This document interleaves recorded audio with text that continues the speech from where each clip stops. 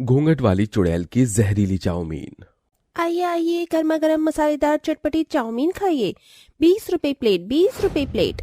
वैसे मेरी इतनी अच्छी दुकान को देखकर तो लोग चाउमीन खाने के लिए आ ही जाएंगे। अरे वाह, कितनी अच्छी खुशबू आ रही है और दिखने में भी कितनी अच्छी लग रही है।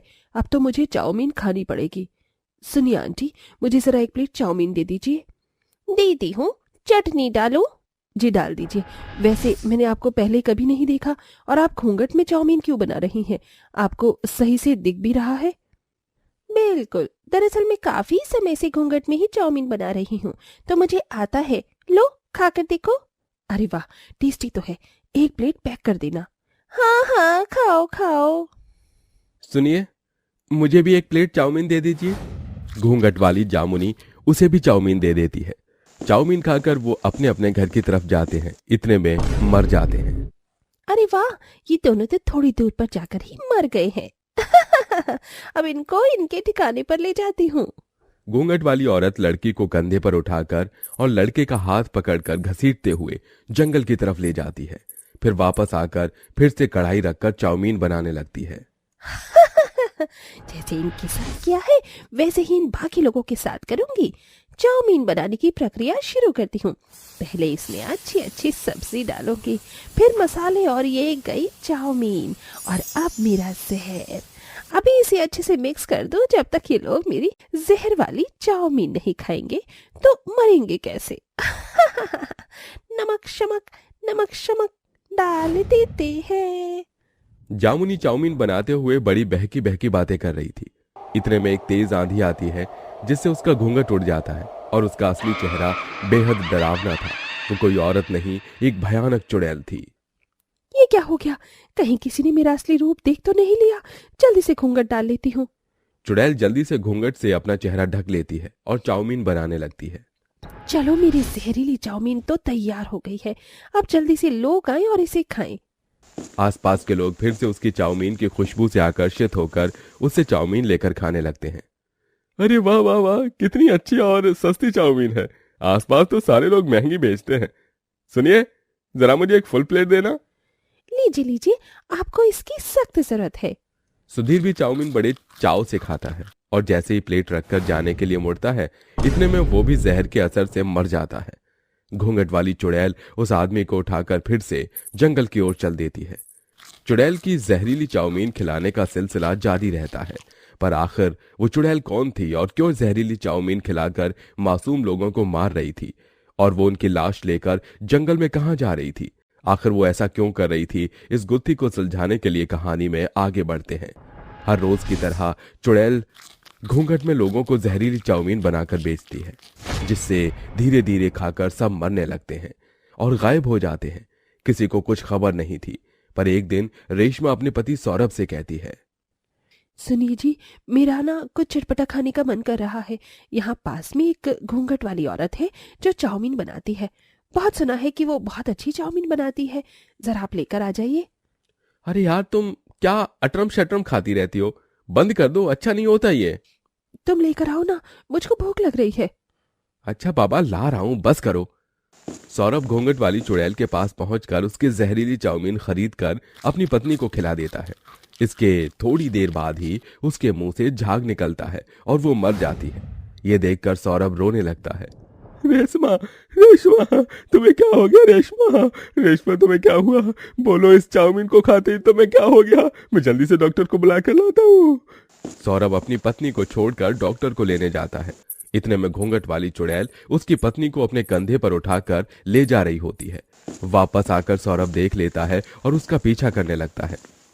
कौन है? कौन है ये जो मेरी पत्नी को ले जा रही है? मुझे इसका पीछा करना ही होगा। सौरभ पीछा करते करते जंगल की तरफ आ जाता है, जहां पर वो चुड़ैल उसकी पत्नी को बाकी लाश के ढेर के ऊपर पटक देती है और अपना घूंघट हटा देती है। कितने अच्छे लग रहे हैं ये सब, ऐसे मौत के घाट उतरे हुए। बहुत बोल रहे थे ना मुझे, ये लोग किसी के लायक हैं। मार दूंगी सबको चाउमीन खिलाकर। हे, तुमने मेरी पत्नी को क्यों मार डाला? आखिर क्या बिगाड़ा था उसने तुम्हारा जो तुमने ऐसा किया? और तुमने मेरी पत्नी की तरह और भी लोगों को मार दिया है अपने जहरीली चाउमीन खिलाकर। क्यों? आखिर क्यों? तेरी हिम्मत कैसे हुई मेरा पीछा करने की? अब तू यहाँ आ गया है तो तुझे भी मौत के ढेर पर आना ही होगा। मेरी पत्नी को ठीक करो। मैं नहीं जानता क्यों किया तुमने ऐसा, मुझे बताओ। सुनना चाहता है तो सुन। वैसे भी किसी को मेरी तकलीफ नहीं पता, कम से कम तू ही मेरी तकलीफ सुन ले। मेरा भी एक हंसता खेलता परिवार था। 4 महीने पहले की बात है। मेरा छोटा सा बेटा विक्रम भी था। मेरे सास ससुर, मेरे पति, हम सबको उन दिनों में चाउमीन खाना बहुत पसंद था। शुरू शुरू में खाते थे, लेकिन फिर आदत इतनी बिगड़ गई कि हम रोज चाउमीन खाया करते थे। बहुत भूख लगी है बहू, आज क्या बना रही हो? माँ जी, मैं तो जब बाजार जाती हूँ समझ नहीं आता क्या बनाऊं। मेरा कुछ बनाने का मन नहीं है और सब्जी खाने का भी नहीं है। अरे बहू, कल मैं चाउमीन के 4-5 पैकेट खरीद के लाई थी, वही बना दे। वैसे भी हम सबको कितनी पसंद है। और तू बार बार घूंघट क्यों करती है? हटा दे घूंघट। करने दीजिए माँ जी, ये तो संस्कार है। पर माँ, हम तो वैसे भी इतने दिन से रोज दोनों टाइम चाउमीन बना बना कर खा रहे हैं। मैदा नुकसान कर जाएगी। अरे पापा, वही बनवा लो ना, मुझे भी बहुत पसंद है। माँ, बना दो चाउमीन और उसमें पनीर, प्याज और मस्त वाला मसाला डालकर। आप बहुत अच्छी चाउमीन बनाती हो। चाउमीन का नाम सुन सुनकर तो मेरा भी मन कर गया है खाने का। बहू ऐसा कर, कढ़ाई भर कर चाउमीन बना ले। रोज खाते हैं, आज भी खा लेते हैं। ठीक है पापा जी, मैं अभी बनाती हूँ। जामुनी कढ़ाई लेकर उसमें तेल, सारी सब्जी, प्याज, मसाले सब डालकर भूनती है और फिर लंबी लंबी चाउमीन डालकर चटनी के साथ घर वालों को परोसती है। सभी लोग बड़े चाव से खाते हैं।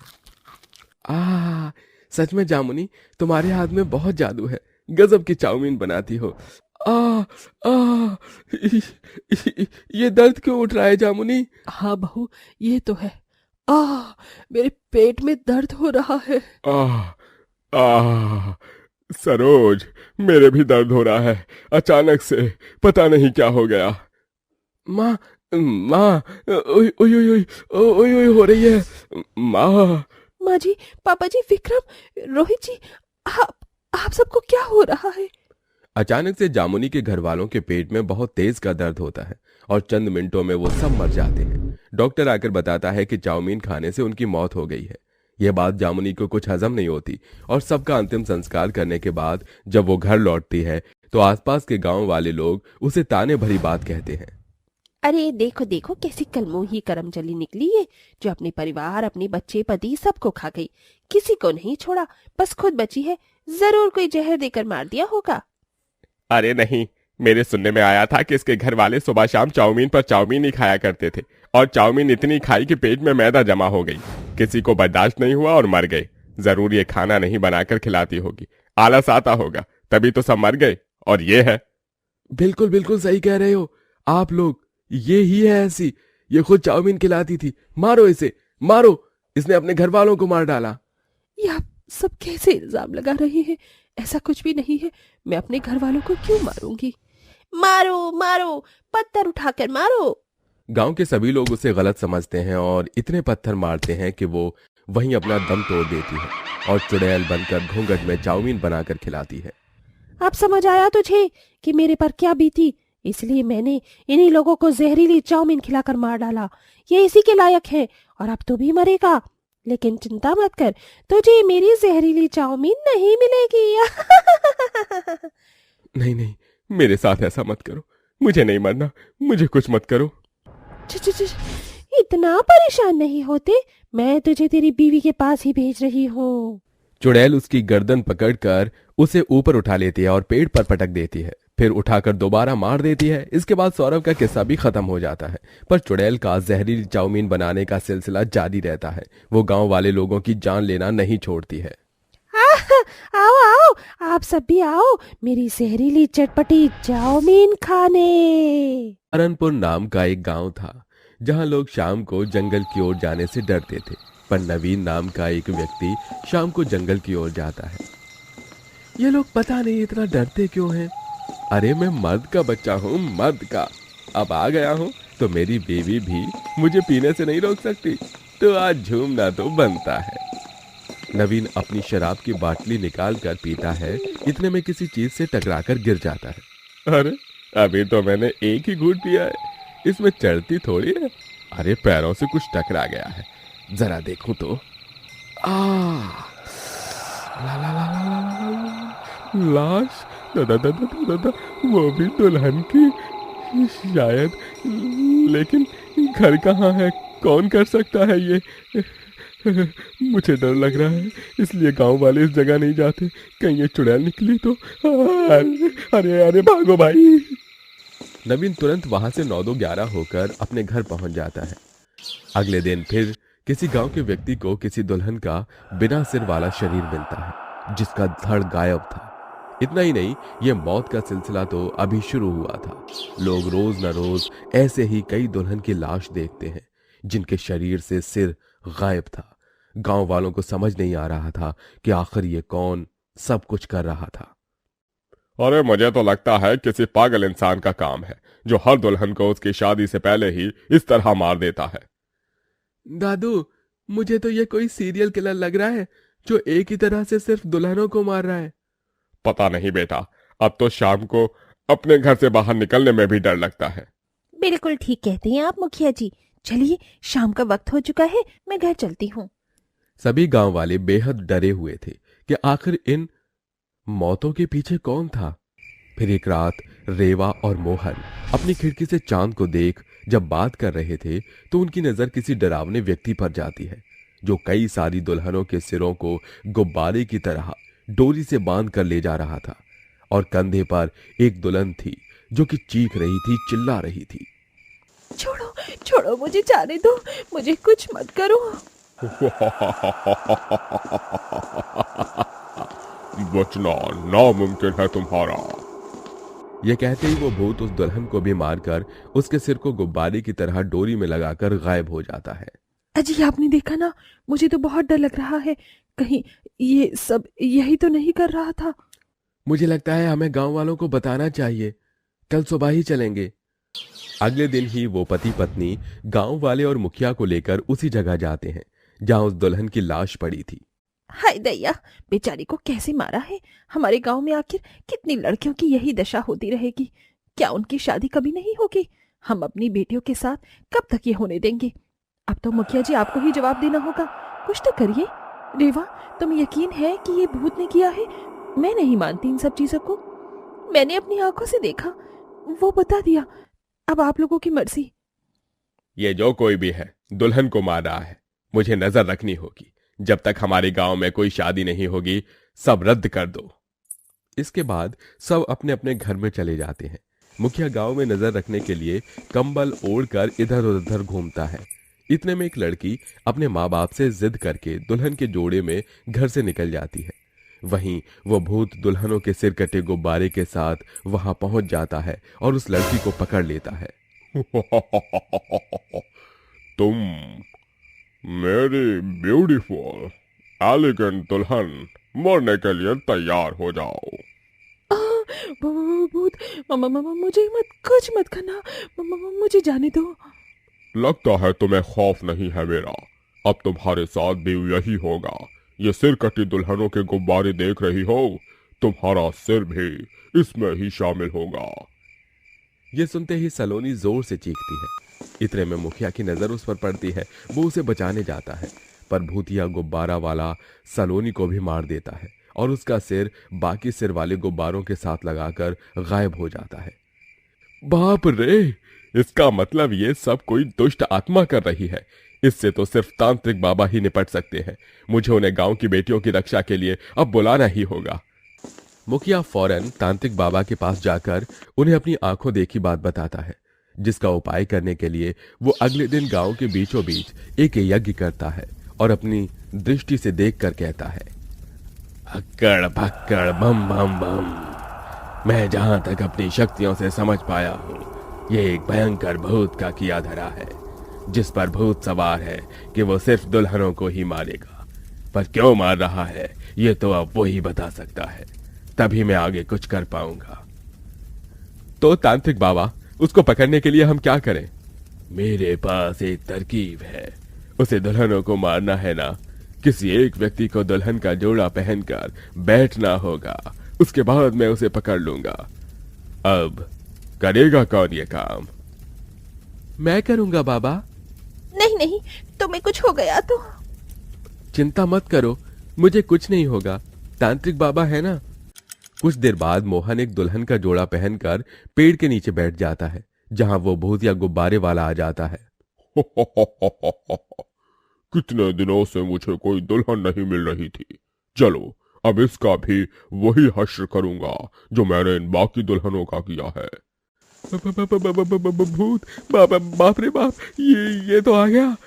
भूत उसे मारने जाता है। इतने में मोहन अपने सिर से चुन्नी हटा देता है। भूत आदमी को देखते ही कहता है, धोखा हुआ है, धोखा। मेरे साथ दोबारा धोखा हुआ है और इस धोखे की गुस्ताखी मैं माफ नहीं करूंगा। अब तू गया। भूत मोहन की गर्दन पकड़कर उसे मारने जाता है। इतने में सारे गांव वाले हाथ में मशाल लिए वहां आ जाते हैं और तांत्रिक अपनी अभिमंत्रित भस्म भूत के ऊपर डाल देता है, जिसे मोहन को वो छोड़ देता है और वो उस घेरे से बाहर आ जाता है जहां भूत कैद था। अच्छा, कैसा धोखा, क्या हुआ तेरे साथ? मैं नहीं बताऊंगा। बताता है या मैं बताऊं? ये बोलते ही तांत्रिक एक छड़ी उस भूत को मारता है, जिससे वो घेरे में बैठ जाता है। मुझे मत मारो, मुझे कुछ मत मारो, मैं बताता हूँ। कुछ समय पहले की बात है। मैं बहुत गरीब इंसान था। गुब्बारे बेचकर अपना खर्चा चलाया करता था। फिर मैं शादी करने की ठानी। पहले तो मेरे रिश्ते ही नहीं हो रहे थे। फिर जैसे जैसे मेरा रिश्ता तय हुआ तो बीच मंडप में मेरी दुल्हन ने मुझे गुब्बारे वाला समझकर शादी करने के लिए मना कर दिया, ये कहकर कि मैं उसका खर्चा नहीं चला पाऊंगा। मैं बहुत गरीब था, वो मुझे छोड़कर चली गई। तो उस मंडप में मैंने अपनी आत्महत्या करके जान ले ली और मैंने तय कर लिया कि अब किसी की शादी नहीं होने दूंगा। उन सारी दुल्हनों को मार दूंगा, इसलिए उनके सिर का गुब्बारा लिए घूमने लग गया। तुमने अपने चक्कर में हमारी बेटियों को मार डाला। तुम मुक्ति के लायक नहीं हो, पर हम तुम्हें छुटकारा जरूर देंगे। हम अपनी बेटी की शादी जरूर करेंगे। देखता हूँ कैसे शादी करोगे। मैं मार दूंगा, किसी को नहीं छोड़ूंगा। छोड़ेगा तू? तुझे यहाँ से जाना ही होगा। तेरी मुक्ति का टिकट मैं करूंगा। तुझे मुक्ति अब शिव जी ही देंगे। ओम त्र्यंबकम यजामहे सुगंधिम पुष्टिवर्धनम उर्वारुकमेव बन्धनान् मृत्युर्मुक्षीमामृतात् स्वाहा। ये कहते ही वो तांत्रिक शिवजी के त्रिशूल से उस भूत पर वार कर देता है, जिससे वो जलकर वहीं भस्म हो जाता है और हमेशा हमेशा के लिए चला जाता है। फिर सहारनगंज नामक गांव हमेशा के लिए उस भूत से मुक्त हो जाता है। फिर सभी गांव के लोग अपनी बेटियों की शादी बड़े धूमधाम से करने लगते हैं।